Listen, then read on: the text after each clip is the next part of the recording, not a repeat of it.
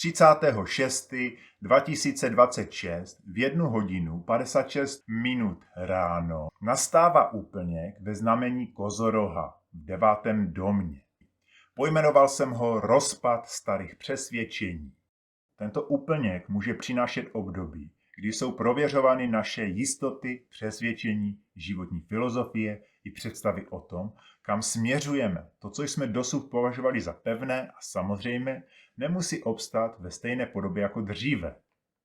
Zatímco staré představy, názory a přesvědčení mohou procházet zkouškou nebo rozpadem, symbol výsky v úrodném údolí připomíná existenci vnitřního středu, místa, které jsme v sobě postupně budovali a které může zůstat pevným bodem i tehdy, když se okolní svět proměňuje a bortí. Tento úplněk nám tak může ukázat, na čem skutečně stojíme a které opory obstojí a které ne.